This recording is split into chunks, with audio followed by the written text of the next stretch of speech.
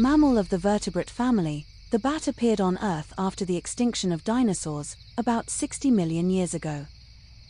There are more than 1,200 species of bats worldwide.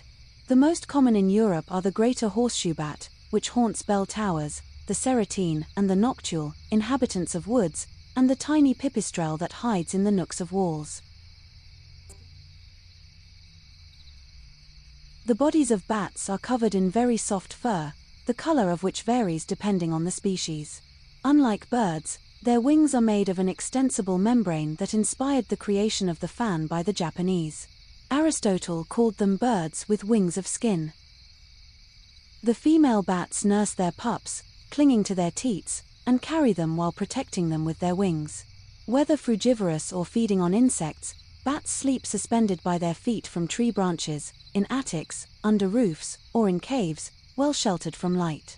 When they go hunting at nightfall, they emit ultrasonic sounds that bounce off surrounding objects, allowing them to perceive obstacles.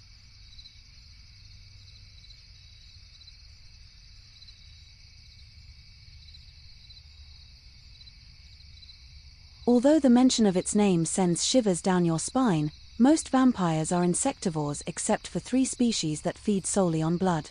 The common vampire, the most widespread species, is a small mammal barely 9 centimeters long that lives in South America. It is identifiable by its short, shiny coat, dark brown on the back, and gray-white on the belly. With very sharp upper incisors, pointed ears, and a snub nose, it can jump and walk as fast as a man. At dusk, the vampire leaves its refuge in search of a sleeping prey. It flies close to the ground until it spots one, then gently lands so as not to awaken it, sinks its sharp fangs into the skin, and then licks the blood that flows from the wound. Most of the time, it only attacks mammals, but it can also target humans and transmit rabies to them.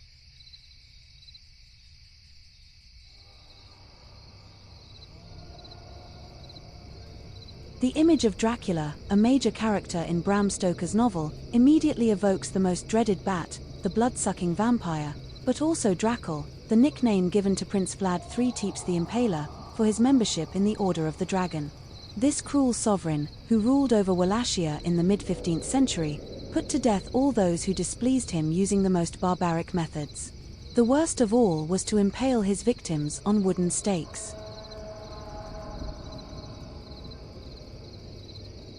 In Dracula's universe, an immortal creature who continues to give birth to beings half dead, half alive, the wooden stake planted in a vampire's heart is the only weapon capable of annihilating it.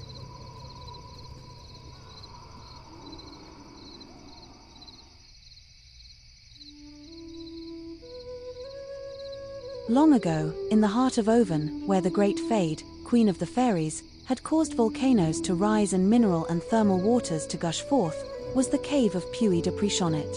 A whole sisterhood of fairies lived there. With a wave of their magic wand, they contributed to the happiness of young couples and placed wishes of happiness in the cradle of newborns.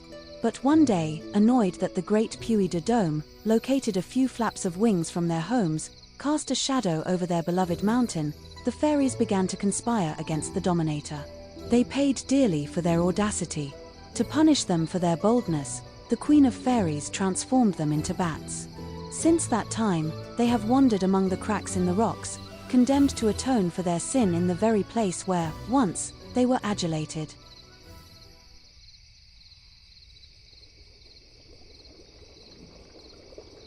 In the ancient pharmacopoeia, bat blood is supposed to possess numerous virtues.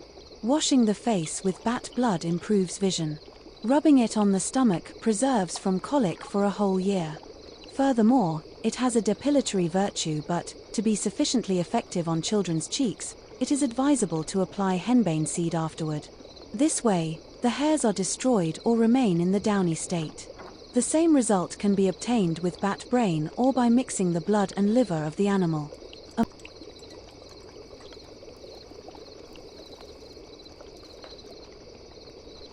Among all the magical recipes conducive to the flourishing of a couple, it was said that wool flakes soaked in bat blood and placed under the heads of women made them very loving. Powders and potions also had the supernatural property of mastering the most rebellious subjects in love and making them prostrate themselves at the feet of their neglectors. The most miraculous was the one prepared with calcined bats. The liquid had the color of brandy and turned blackish when shaken. These remedies were administered, depending on the case, by ingestion or by sprinkling.